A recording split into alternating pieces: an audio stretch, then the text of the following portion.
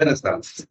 Mi nombre es Brian Late, les voy a presentar mi proyecto de trabajo final de graduación de la maestría académica en computación informática, titulada Interpretación de pseudocódigo concurrente. ¿Por qué pseudocódigo concurrente? Bueno, la concurrencia es algo que cada vez está más presente en la computación moderna. La frecuencia de reloj de los CPUs modernos no ha seguido creciendo como en el pasado, pero la cantidad de núcleos sí ha aumentado. Entonces, hacer uso de esos núcleos y recursos adicionales es importante y esto se hace a través de la concurrencia. Además, que las redes de computadoras son ahora omnipresentes, están en todas partes, facilitan la concurrencia entre distintas máquinas y aprovecharlas también es importante. Como esto es así, la Escuela de Computación incluye en su plan de estudios este curso Programación Paralela y Concurrente. Este curso aborda esos temas de concurrencia para que los estudiantes tengan estas habilidades en su repertorio al salir de la carrera. ¿Cómo se ven los problemas que tratamos en este curso? Bueno, este es el problema de productor-consumidor. Es un patrón de programación muy importante, es probablemente el más importante de la programación concurrente y esta es una solución básica en C. Lleva mucho detalle, mucha complejidad, muchos detalles de cómo funciona la máquina.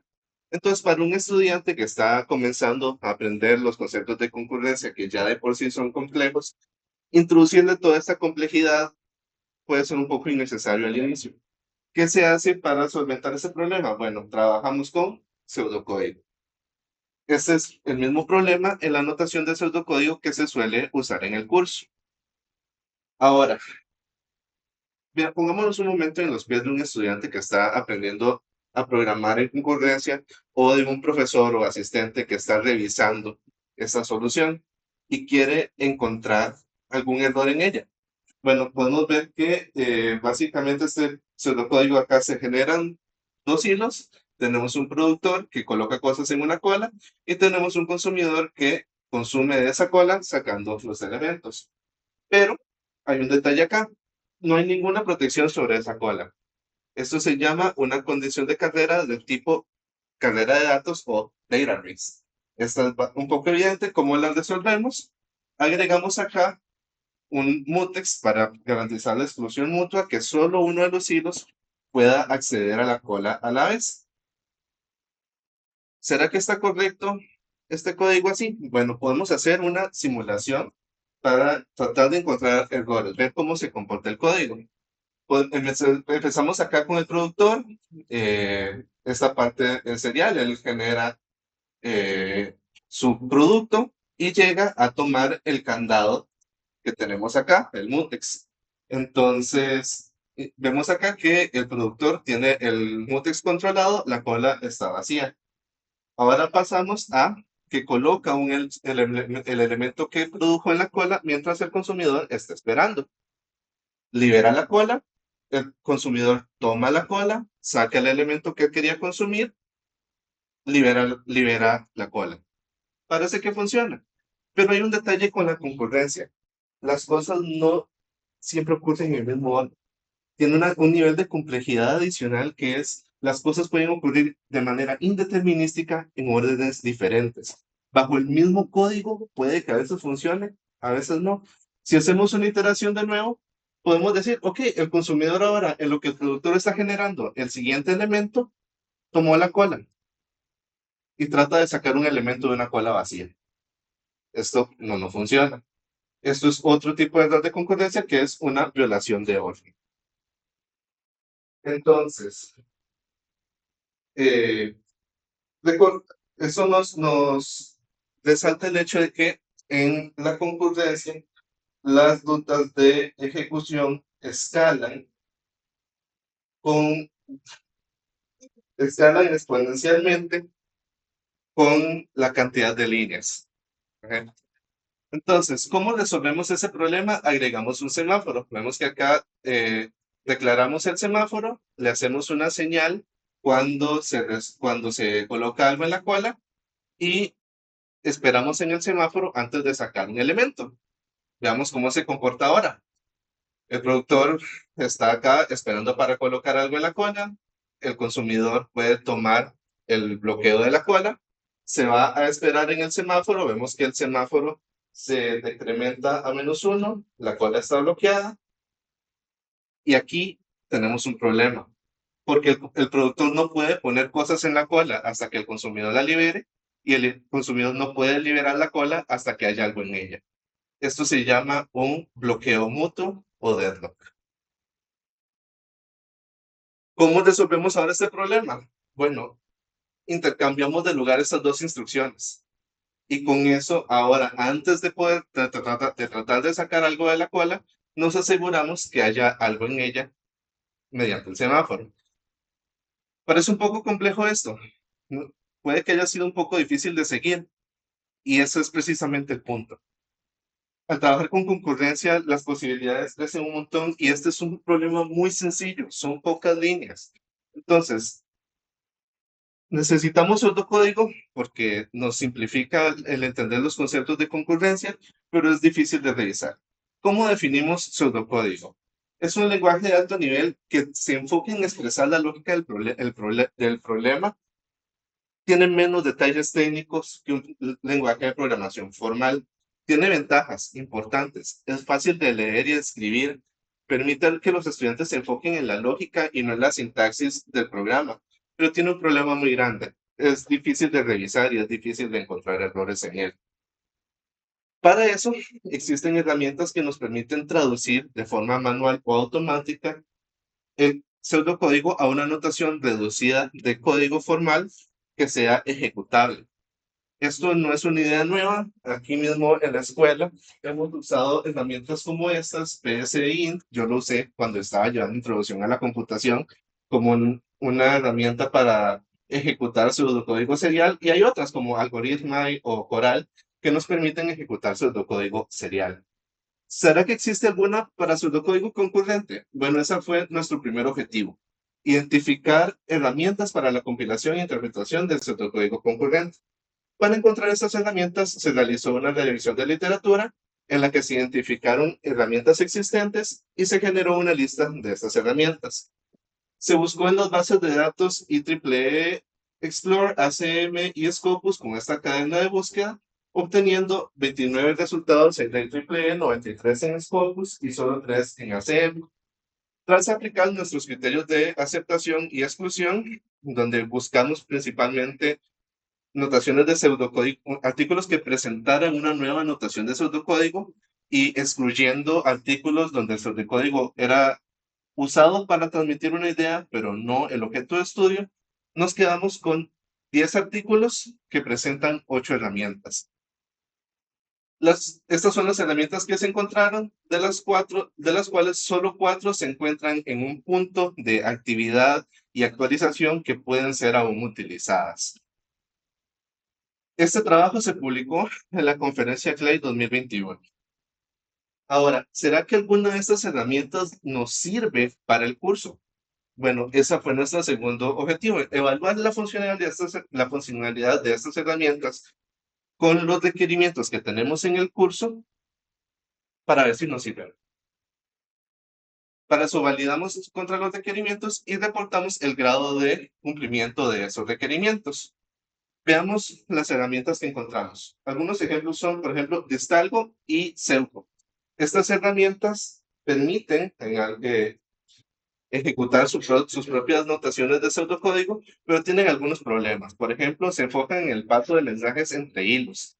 No tienen algunas comunicación con memoria compartida entre ellos. Eso es un poco extraño, es atípico y no es lo que se enseña en el curso.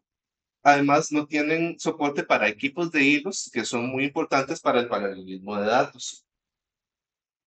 ¿Qué otra herramienta encontramos? Encontramos Pluscat, que es basada en una notación matemática que se llama TLA+. Esta notación es propuesta por Leslie Lamport, que es también el creador de LaTeX.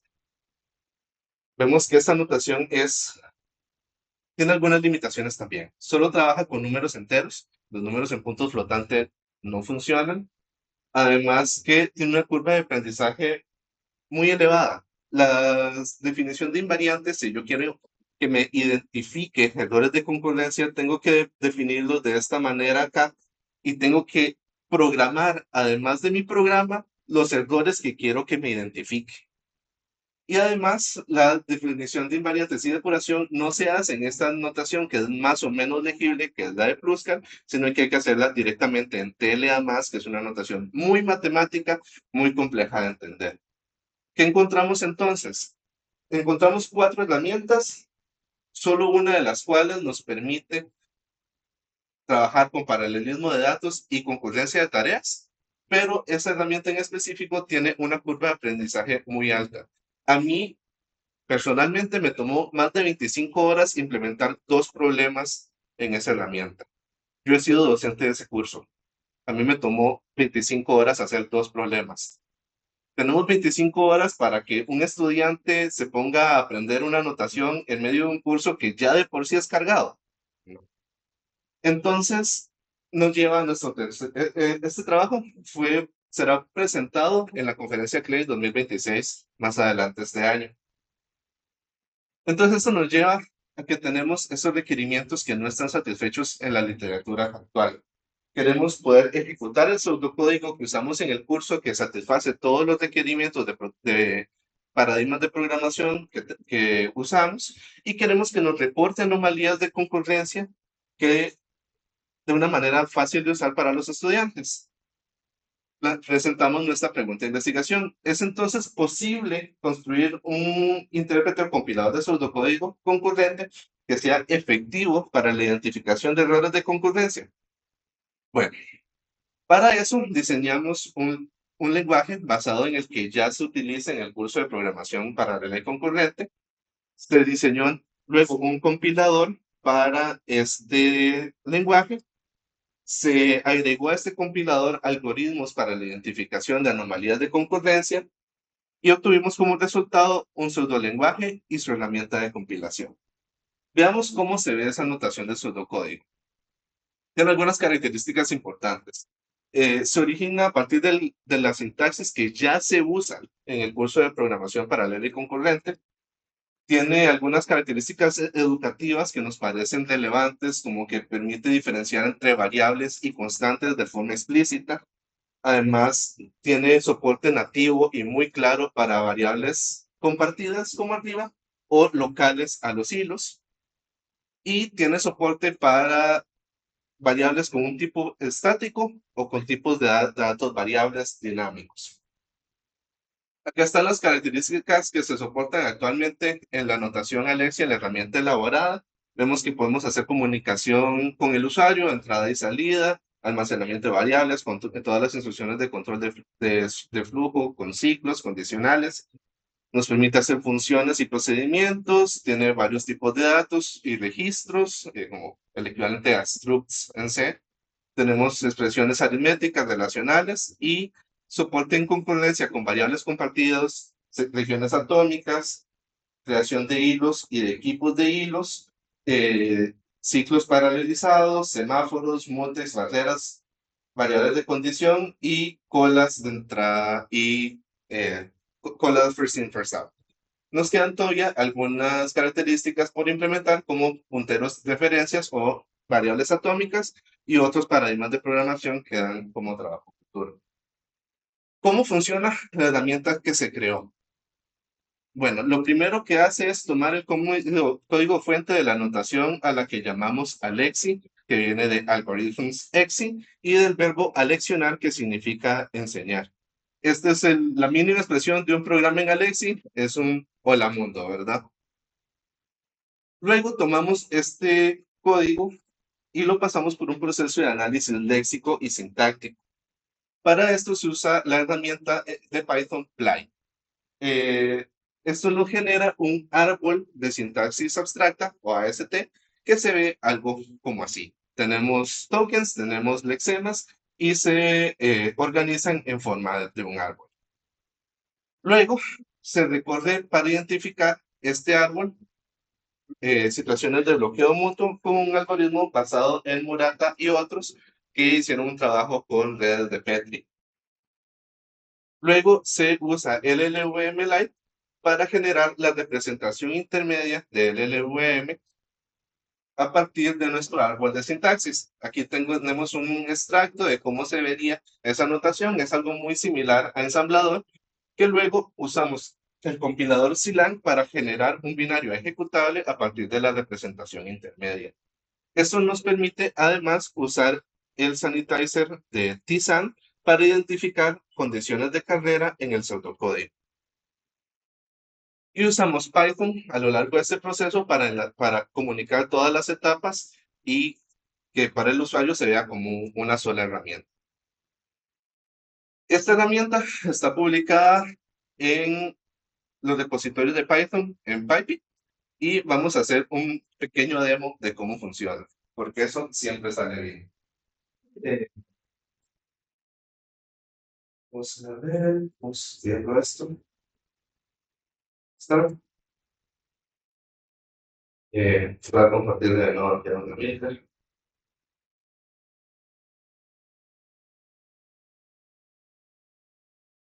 ¿Sí se ve ahí? Sí.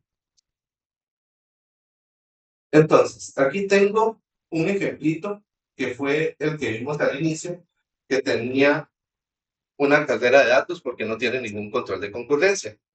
Para instalar Alexi, vamos a usar la herramienta de PyCompute.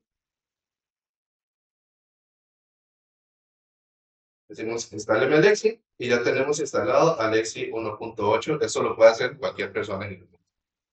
Entonces, ahora usamos Alexi. Se llama uno database.ale. Le decimos que me genere o menos o un archivo que se llame database. Y él va a ir compilar y nos genera un binario ejecutable. Le decimos que lo ejecute. Él comienza a ejecutar y en un momento, en cualquier momento, ahí está. El thread sanitizer nos va a reportar, vamos a cancelarla. Hay una cartera de datos sobre la lista. Entonces, para un estudiante que le digan, hey, hay una cartera de datos solo con ejecutar el binario. ¿Qué pasa con la versión que tenía una condición de bloqueo mutuo?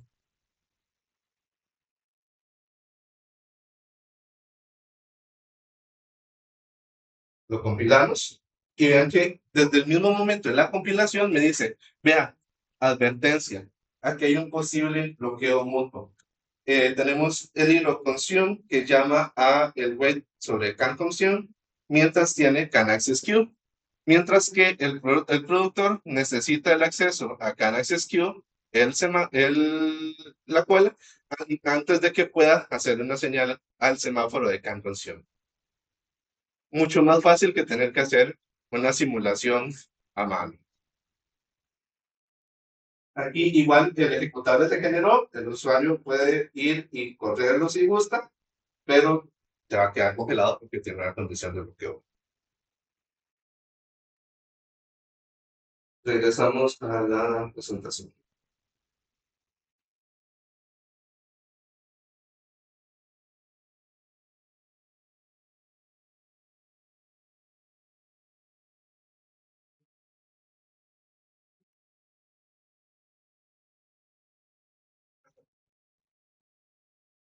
Entonces, ahora, ¿será que esta herramienta realmente es efectiva? ¿Cómo podemos saber que de verdad identifica bien errores de concurrencia? Bueno, para eso nos planteamos el objetivo de evaluar la capacidad de esta herramienta para identificar anomalías de pseudocódigo concurrente. Para esto generamos un corpus de pseudocódigos educativos. Además, buscamos y tradujimos corpus de terceros y evaluamos los resultados en la detección de anomalías de la herramienta. El corpus de pseudocódigos educativos se basa en soluciones creadas por estudiantes. Fueron etiquetados a mano por mí, por una sola persona, lo cual sí hay que tener ese detalle en consideración. Y tiene esta descomposición incluyendo varios tipos de anomalías. Tiene carreras de datos, tiene situaciones de destrucción de mutex, tiene condiciones de bloqueo mutuo y fugas de hilos. Luego, hicimos una búsqueda de la literatura, una revisión de la literatura, buscando corpus de terceros que se usaron para evaluar herramientas de detección de errores de concurrencia. Se usó esta cadena de datos.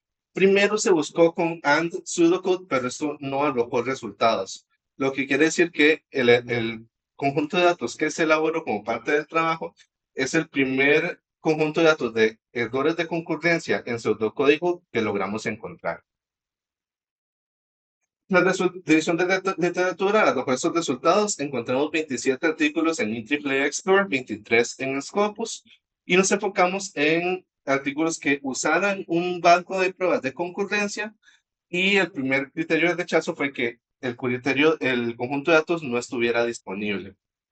Encontramos 5 artículos, 3 conjuntos de datos se seleccionaron para ser usados con Alexi. De estos 5 artículos, tenemos aquí algunos marcados en rojo. Juliet, Control y Racebench Data no fueron incluidos porque son conjuntos de datos de sistemas completos. Son, por ejemplo, errores de concurrencia en el código de Firefox, de LibreOffice, de Apache, que exceden el entorno educativo, problemas pequeños que estamos tratando con Alexi. Y Cocos usa un lenguaje de dominio específico un poco complejo, muy diferente a lo que estamos trabajando. Entonces elegimos Data Race Bench, Deep Race y SCT Bench para evaluar Alexi. Tomamos los conjuntos de datos y usamos Anthropic Claude 4.6 para traducirlos de código en C a la notación de Alexi, y se tuvo que excluir algunos de los ejercicios porque usaban características que aún no están soportadas en Alexi, como dependían de punteros, de referencias, de clases. Entonces, en Data Race Bench incluimos 123, excluimos 60 y así para los demás conjuntos de datos. Y en SCT Bench tuvimos que excluir 8 de los directorios de prueba, pues eran también pruebas de sistemas completos. Incluimos estos 48 ejercicios de los directorios que sí tenían problemas más pequeños. Así es como se veían, por ejemplo, los problemas en SCT Bench en C. Y acá está la versión traducida a Alexi que usamos para la evaluación de la herramienta. Ya con el conjunto de datos completo, vemos que los conjuntos que encontramos en la literatura solo incluyen etiquetadas condiciones de carrera. Entonces, este es por bastante, 104 elementos, el conjunto más grande. Y los demás círculos acá están solamente representados por el conjunto de datos que se elaboró basado en ejemplos de clase. Y el CityBench tiene una forma de etiquetarlo un poco diferente. Nos dice cuáles problemas tienen errores y cuáles no, pero no nos dice cuál es el problema. Entonces, como lo evalué fue, si Alexis reportaba algún problema en ese caso de prueba, lo reportaba como un paso, un verdadero positivo, si eso era lo que se esperaba, y como un error si no lo identificaba, si no identificaba ninguno. Estos son los resultados que se obtuvo. Son bastante buenos. Se encontró que Alexis tenía una puntuación de F1 promedio de 0,90, una sensibilidad promedio de 0,85 y una exactitud de 0,88. Los resultados con más problemas fueron los bloqueos mutuos en el conjunto de datos de ejemplos de clase, como podemos ver acá. Podemos ver que en el conjunto de clase examples la sensibilidad sufre un poco, principalmente porque tuvimos 4 detecciones y 6 no detecciones de bloqueo mutuo en este conjunto de datos. El otro resultado menos favorable son los de SCT Bench, que era el conjunto que no está etiquetado. Entonces acá tenemos que se reportaron 6 bloqueos mutuos en ejercicios que estaban marcados como buenos. Estos podrían ser falsos positivos o podrían ser que nada más no están etiquetados por la característica de este conjunto de datos. Y 6 ejercicios que estaban marcados como con error en el benchmark no reportaron nada al correrlos con Alexi. Para generar estos números se usó un programa de pruebas que nos permitía ejecutar el compilador automáticamente contra los conjuntos de datos usando una notación de etiquetado que generamos.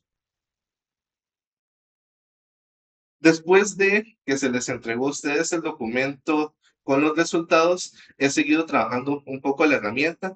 Agregué un mejor algoritmo para identificar otros tipos de bloqueo mutuo y ven que ahora ya logra detectar 7 de los 10 casos de bloqueo mutuo. Esto va a quedar con estos resultados reportados en la versión final del documento y en el artículo que se piensa publicar al respecto de esto.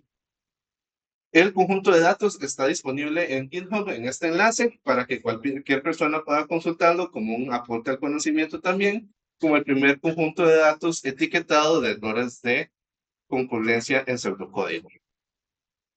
Y se escribió ya, pero no se ha enviado, es un artículo con esos resultados que se espera presentar en el futuro. Entonces, como conclusión, ¿existen herramientas para ejecución de pseudocódigo concurrente? Sí, encontramos 4 herramientas activas de las 8 que se encuentran como disponibles. ¿Qué nos puede faltar acá? Bueno, la revisión de literatura se hizo en 2021. Puede que hayan salido algunas otras herramientas al mercado desde ese entonces. Puede que hayan algunas en otros idiomas. Sería bueno actualizar esa revisión de literatura usando también herramientas como Consensus que permiten buscar con nuevas metodologías en la literatura, incluyendo textos en otros idiomas, como por ejemplo la herramienta PCIN que mencionamos al inicio, es una herramienta que está en español, no hubiera aparecido en esa revisión de literatura. ¿Cumplen estas herramientas los requerimientos del curso? Parcialmente. Tienen algunos problemas. No soportan paralelismo de datos, que es uno de los paradigmas importantes que nos interesa tener en el curso. Y tienen una curva de aprendizaje alta, algunas otras, y solo soportan números enteros. No nos funcionan. Eh, Limitaciones de esto, la evaluación fue hecha por un solo autor. Esa es una evaluación subjetiva. Sería bueno evaluar con estudiantes y docentes y considerar nuevas herramientas que se hayan encontrado en una revisión de literatura actualizada. Entonces, al encontrarnos que no tenemos una herramienta que no funcione, nos preguntamos, ¿se puede construir una herramienta que sí satisfaga esos requerimientos? Tenemos un sí. Construimos Alexi, está disponible en PyPy y en GitHub. Y si ustedes ven, yo lo quité, el pseudocódigo en Visual Studio se veía bonito, tenía colorcitos. Eso es porque también creamos una extensión para Visual Studio que está disponible y permite visualizar la notación de pseudocódigo con resaltado sintáctico. En cuanto a limitaciones, tenemos algunas características que aún no están implementadas, como punteros, referencias, otros paradigmas de programación. Nos gustaría también mejorar la identificación de situaciones de bloqueo mutuo, aunque ya se mejoró un poco del momento en que se generó el documento acá. Todavía hay mejoras que se le pueden hacer, los números no son perfectos. Y nos gustaría también detectar otras anomalías como violaciones de atomicidad que no son detectadas por la herramienta actualmente. Finalmente, ¿es eficaz esta herramienta para detectar anomalías de concordancia?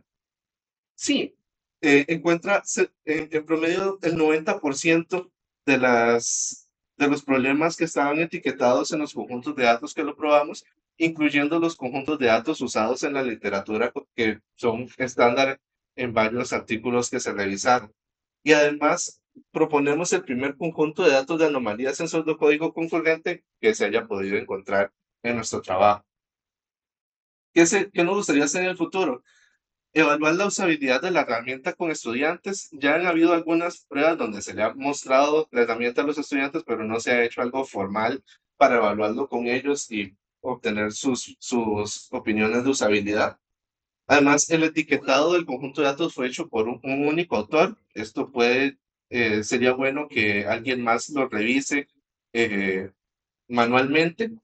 Y con las características que nos gustaría implementar en el futuro, se podrían considerar los problemas que fueron excluidos al momento de traducir los conjuntos de datos y podrían ser aprovechados en el futuro para hacer una evaluación más extensiva de la herramienta. Con eso, llego al final. Me gustaría proponer un cambio en el título del proyecto a ejecución automática de pseudocódigo concurrente. Eso sería. Muchas gracias.